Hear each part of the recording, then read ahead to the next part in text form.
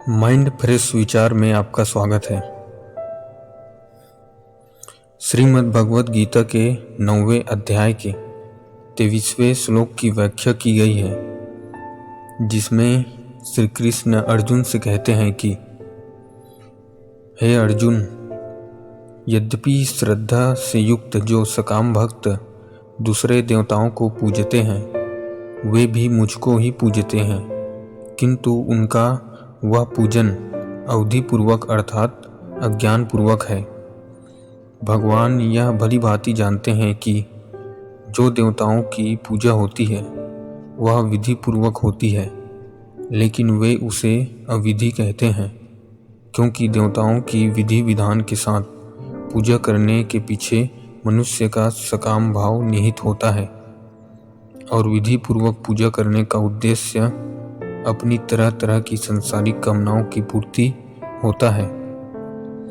जब तक मनुष्य संसारिक कामनाओं में उलझा रहता है तब तक वह अज्ञान में ही जीता है और इस अज्ञान उसके भीतर प्रकट नहीं हो पाता, किंतु अज्ञान में अवधि ही हो सकती है और ज्ञान में ही विधि का जन्म होता है। इसलिए भगवान ऐसे विधि विधान से युक्त पूजन को अविधि कहते हैं। देवताओं की विधि पूर्वक की गई पूजा को अविधि पूर्वक कहने का एक कारण यह भी है कि पूजा के जो विधि विधान हमें संसार से जोड़ते हैं वो सब भगवान की दृष्टि में अविधि के अंतर्गत आते हैं, और जो विधि विधान हमें परमात्मा से गहराई से जोड़ते हैं वो वास्तव में सही विधि है। लेकिन चूंकि परमात्मा से जुड़ने का कोई एक निश्चित विधि या विधान नहीं है, इसलिए भगवान विधि विधान को अविधि कहते हैं। श्रीमद् भगवद गीता के 9वें अध्याय के 24वें श्लोक में यहाँ पर श्री कृष्ण कहते हैं कि स्वयं परिचय देते हुए कहते हैं कि आखिर में मैं कौन हूँ। मैं ही संपूर्ण यज्ञों का भोक्ता और स्वामी हूँ, परंतु वे मुझ परमेश्वर को तत्व से नहीं जानते हैं और इसी से गिरते हैं व पतित होते हैं। यहाँ पर वे कौन हैं जो पतित होते हैं? वे यानी जो भक्त भूल भुलैया में भटकते रहते हैं। यहाँ पर दो बातें हैं। पहली बात है भक्त बनना और दूसरी बात है भगवान को पहचान लेना। हम जो यज्ञ कर्मकांड करते हैं उनमें यज्ञ का मूल भाव है इदम न मम, अर्थात यह मेरे लिए नहीं है, यह मेरे प्रभु के लिए है। मैं स्वामी नहीं हूँ, मैं किसी को कुछ देने वाला नहीं हूँ।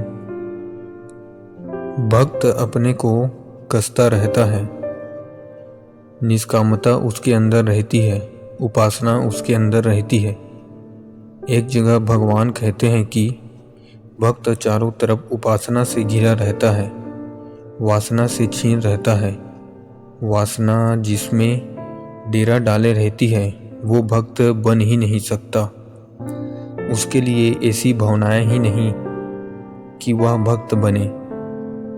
भगवान कहते हैं कि जान सको तो जानो।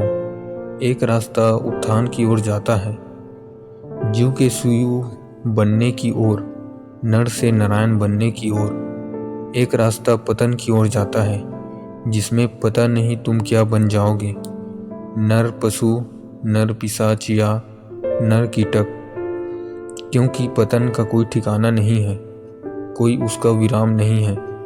इसलिए भगवान ने यहाँ इस श्लोक में अपना परिचय दिया है और उसमें पहली बात उन्होंने यही कहा है कि यज्ञ को जानो।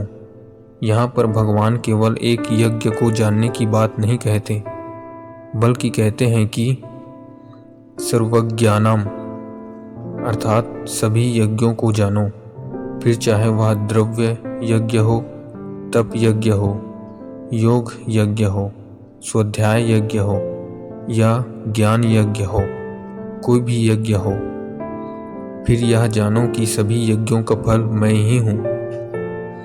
भगवान एक के बाद एक सीढ़ी चढ़ते जाते हैं। इस सीढ़ी के क्रम में पहले नंबर पर द्रव्य यज्ञ। आप पदार्थ से शुरू हुए, फिर क्रमिक रूप से सूक्ष्म हुए। तप यज्ञ, इससे सूक्ष्म परिष्कार होने लगा। योग यज्ञ, योग यज्ञ करते हुए समझ आने लगी कि प्रभु ऐसे हैं, तो स्वाध्याय यज्ञ और समझ पक्की हो गई। आत्म प्रतिष्ठा हो गई, तो ज्ञान यज्ञ। जब आपका बोध पक्का हो गया, समझ पक्की हो गई, तब भगवान यह यात्रा कराते हैं।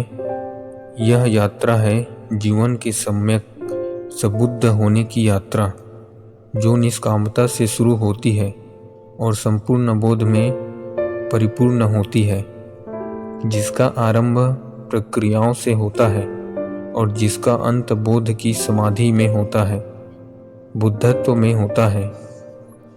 यह बुद्धत्व की प्रतिष्ठा की यात्रा है। इस तरह विभिन्न तरह के जो यज्ञ हैं, जो स्थूल से सूक्ष्म क्रम में है। जो द्रव यज्ञ नहीं करता वो तप यज्ञ नहीं कर सकता।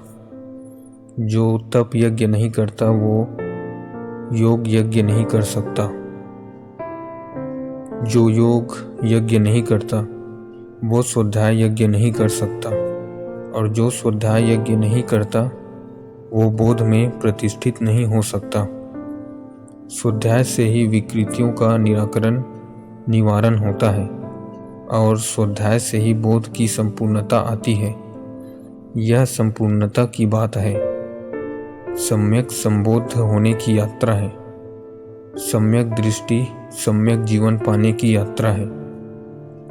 भगवान इस अनूठी यात्रा को कहते हैं कि इस यात्रा में मैं तुम्हारे साथ हूँ।